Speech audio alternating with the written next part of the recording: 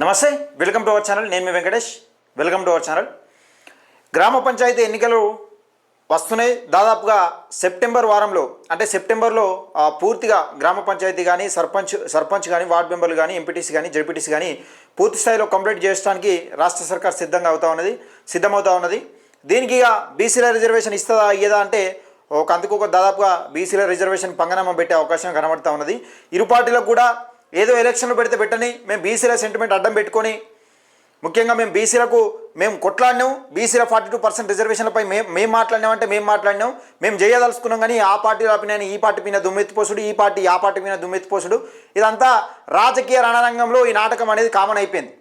ఎందుకంటే బీసీలు పాపం నోరు లేని మూగజీవులు అయిపోయారు. ఇవాళ రేపు బీసీలు ఎట్లున్నదంటే, బీసీలు ఏదన్నా రాజకీయ పరంగా ఏ స్వార్థం లేకుండా ఓట్లేసి ఒక యంత్రాలుగా వెనుకకు ఇంటికి తిరిగి వచ్చి చేతులు కడుక్కుంటున్నారంటే, చేతులు కడుక్కొని అన్నం తింటున్నారంటే ఒక బీసీలు మాత్రమే ఉన్నారు. ఎందుకంటే మనం ఎందుకు ఓటేస్తున్నామో తెలియదు, ఎవరికి ఓటేస్తున్నామో తెలియదు.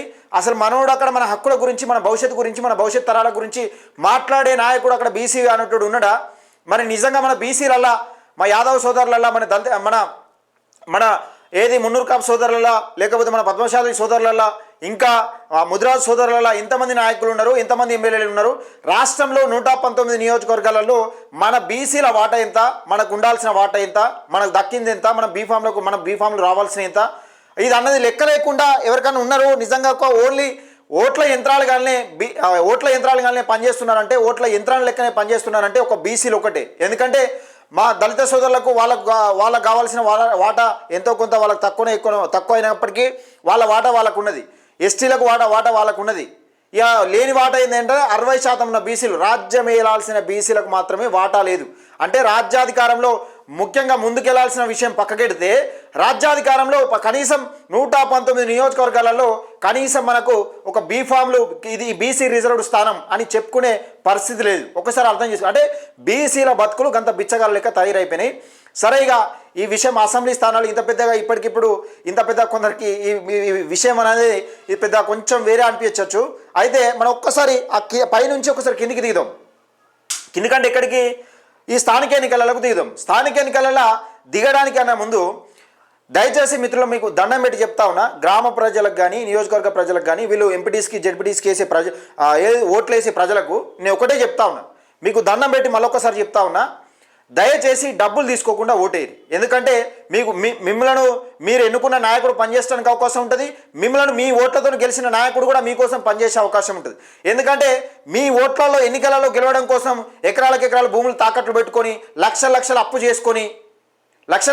చేసుకొని ఎన్నికలలో గెలిచిన వాళ్ళకు కూడా పాది ఉండదు. అంత వచ్చేది ఏముండదు. ఎంపీటీసీకి అయితే ఏముండదు, జడ్పీటీసీ కూడా ఏముండదు, పెద్దగా అయితే ఏముండదు. ఈ సర్పంచ్ ఎన్నికలలో పెద్దగా ఏముండదు. కానీ గ్రామ పంచాయతీని బట్టి ఉంటుంది. ఇక అన్నిటికన్నా ఒక జడ్పీటీసీ ఎంపీటీసీ కన్నా ఒక తోపు ఏదైనా ఉందంటే గ్రామానికి, ఒక నియోజకవర్గానికి ఎంపీటీసీ ఏది నియోజకవర్గానికి ఎమ్మెల్యే ఎట్లనో గ్రామ పంచాయతీకి సర్పంచ్ అట్లా అన్న మాదిరిగా ఉంటుంది.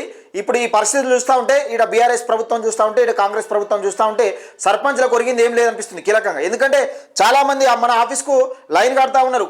ఈ సర్పంచ్లు, నేను పాత సర్పంచ్లు ఎవరైతే ఉన్నారో బిల్లులు రావాల్సిన సర్పంచ్లు, వాళ్ళ డీటెయిల్స్ మొత్తం నేను సేకరిస్తున్నా.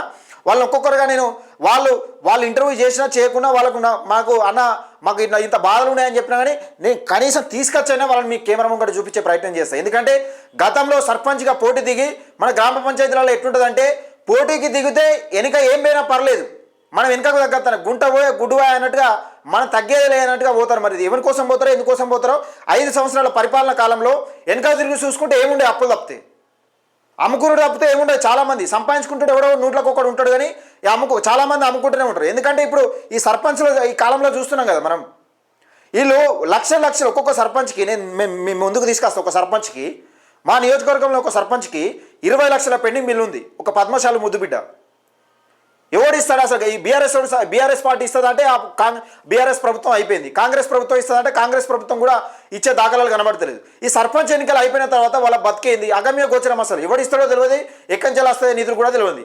ఈ సర్పంచ్ ఎన్నికల లోపే ఏదైనా జరగాలి అద్భుతం. రేవంత్ రెడ్డి మాట ఇచ్చిండు వీళ్ళకు, నేను మీకు అండగా ఉంటాను ఇచ్చిండు. మరి అండగా ఉండదు. ఇప్పుడు అండగా ఉండాల్సిన వాడే ఈ సర్పంచ్ ఎన్నికలు పెట్టిన తర్వాత ఇలా పట్టించుకునే నాదుడు ఎవడు? మరి ఒకవేళ బిల్లులు వచ్చాయి కానీ నెక్స్ట్ కొత్తగా సర్పంచ్లు అయిన వాళ్ళకు వీళ్ళకి ఎంత కిరికిరి ఉంటుంది ఒకసారి ఆలోచించుకోవాలి. నేను అందుకే ఒకటే చెప్తున్నా, వార్డ్ మెంబర్ కానీ సర్పంచ్కి కానీ ఎంపీటీసీ కానీ జేపీటీసీకి వేసేవాళ్ళు దయచేసి డబ్బులు ఎక్కువ ఖర్చు పెట్టుకోకండి. డబ్బు మీ డెవలప్మెంట్ ఎక్కడైనా చూపెట్టాలనుకుంటే, మీకు సొంతంగా ఏమైనా చేపియాలనుకుంటే మీరు గెలిచిన తర్వాత, లేకపోతే గెలవకముందు అయినా ఊరి కోసం ఇది చేస్తా అని చేపియండి. అది ఎందుకంటే మీ పేరు ఉంటుంది. ఈ తాగుడుకు తిండికి ఎక్కువ కొత్తగా గ్రామ పంచాయతీలు ఏర్పడిన గ్రామ పంచాయతీలలో అడగోలు ఖర్చు వార్డు మెంబర్లకు ఒక్కొక్క గ్రామ పంచాయతీలో 50,000 నుంచి ₹1,00,000 ఖర్చు పెట్టుకునే దాఖలాలు ఉన్నాయి పేన గ్రామ పంచాయతీ ఎన్నికలు. మరి ఎవరికి అక్కడికి వచ్చింది ఇది? యువత రాజకీయంలోకి రావాలని మనమే కోరుకుంటాం. యువత రాజకీయంలోకి వస్తే ఏం మంచుతామని మనమే అడుగుతాం. మళ్ళీ ఫస్ట్ మార్పు రావాల్సింది ఎవరి దగ్గర? నాయకుల దగ్గర. ఒక వార్డు మెంబర్గా పోటీ చేయాలనుకున్న దగ్గర నువ్వు డబ్బులు ఆశించినాక, ఒక సర్పంచ్గా పోటీ చేయాల్సిన దగ్గర డబ్బులు ఆశించినాక, ఆ నాయకుడు ఎట్లయితాడు, మంచి నాయకుడు ఎట్లయితాడు, మనకి ప్రజాసేవ ఎట్లా చేయగలుగుతాడు? వాడు చేసిన అప్పులకు, గెలవడం కోసం చేసిన అప్పులకే పూడుకుంటానికే టైం పడుతుంది. మళ్ళీ ఇంకా తిరగడంలో వానికి తాగిపోయా, వీనికి తాగిపోయా, వీనికి తాగిపోతే వీడాలుగా, వీడు వ్యతిరేకంగా మాట్లాడా, ఇవన్నీ కార్యక్రమాలు ఉంటాయి. నేను ఒక్కటే చెప్తున్నా, ఈ ఏదైనా కానీ సర్పంచ్లు కానీ ఎంపీటీసీ ఎన్నికల్లో కానీ దయచేసి మిత్రులారా, మీరు నిలబడిన వాళ్ళు ఖర్చు ఎక్కువ పెట్టుకోకూరి.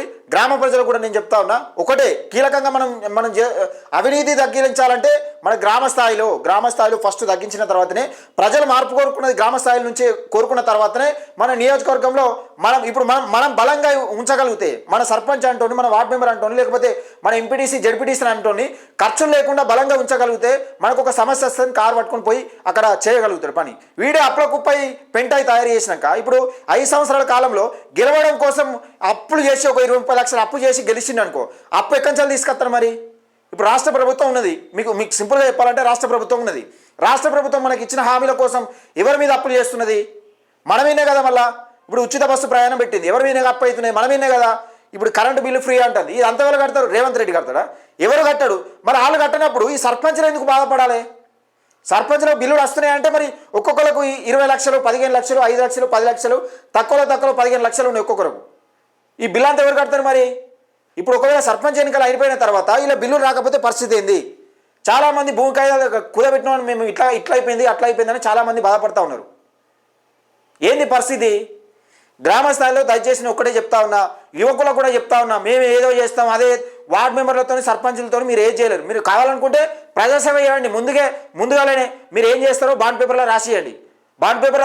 గ్రామ ప్రజలకు కూడా నేను ఒకటే చెప్తా ఉన్నా, కీలకంగా యువత రాజకీయంలోకి రావాలంటే, యువత మార్పు రావాలంటే, యువత రాజకీయంలోకి వస్తే మార్పు వస్తుందని అనుకుంటే, నేను యువతకు పోటీ చేసే యువతకు కూడా ఒకటే చెప్తున్నా, గ్రామ పంచాయతీకి మీరు ఏం చేయదలుచుకున్నారు అంటే, గ్రామ ప్రజల బతుకులేదో మార్చి సర్పంచ్తోనే ఒక బతుకులేదో మార్చి అందరినీ కూర్చుండబెట్టి సాస్తారని ఎవరితో కాదు. అది ఏ పార్టీ కాదు. పిఎం వచ్చి నీ వెనక నిలిచిన నీతో కాని పని. అది సర్పంచ్ ఒక గ్రామ పంచాయతీ ఇంత మార్పు చేసి ఇంటిలి పాది కూర్చుండబెట్టి సాస్తారంటే ఎవరితో కాని పని.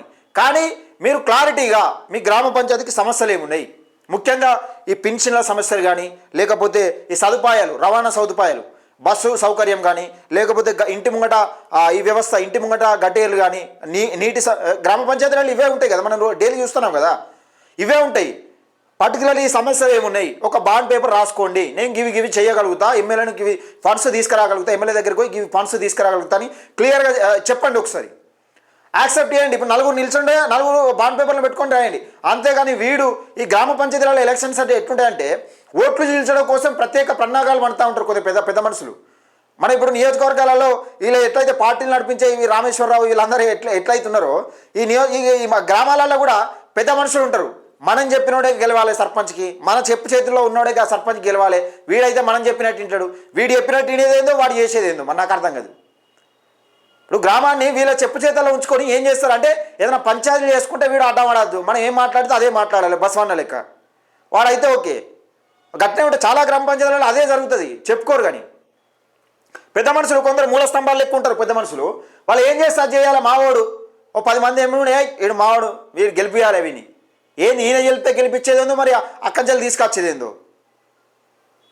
దయచేసి నేను గ్రామ ప్రజలకు కూడా చెప్తా ఉన్నా, నియోజకవర్గంలో ఉన్న ప్రజలకు, గ్రామ ప్రజలకు, తెలంగాణ రాష్ట్ర వ్యాప్తంగా ఉన్న గ్రామ పంచాయతీలలో పోటీ చేసే యువతకు మీరు క్లారిటీగా చెప్పండి. గ్రామ ప్రజలకు మేము ఏం చేస్తామనేది ఒక బాండ్ పేపర్ రూపకంలో బాండ్ పేపర్ రాసి క్లారిటీగా మేము ఇది చేయగలుగుతాం, మాత్రం ఇది అవుతుంది, ఒకవేళ కాని పక్షాన మేము రాజీనామాకైనా సిద్ధమని చెప్పండి.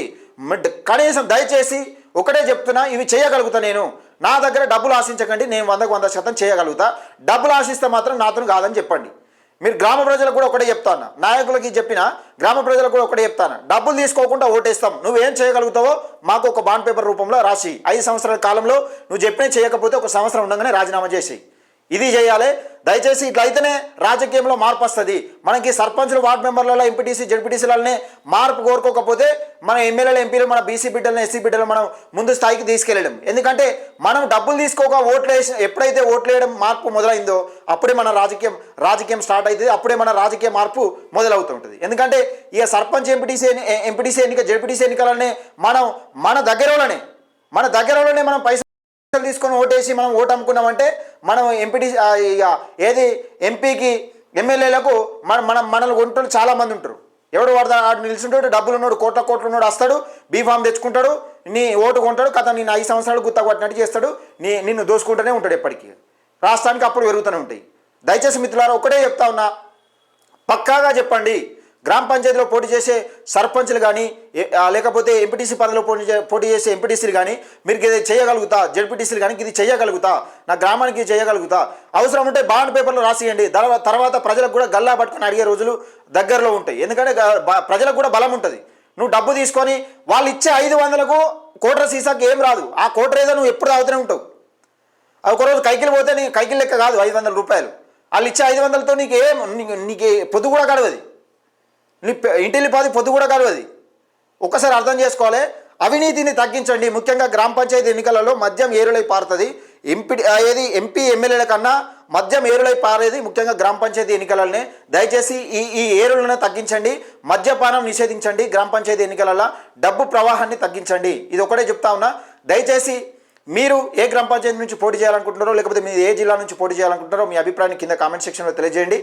నేను చెప్పింది ఏమైనా తప్పు ఉంటే కింద మీ అభిప్రాయాన్ని కూడా కింద తెలియజేయచ్చు. దయచేసి ఈ వీడియోను ఎక్కువ మందికి షేర్ చేసే ప్రయత్నం చేయండి.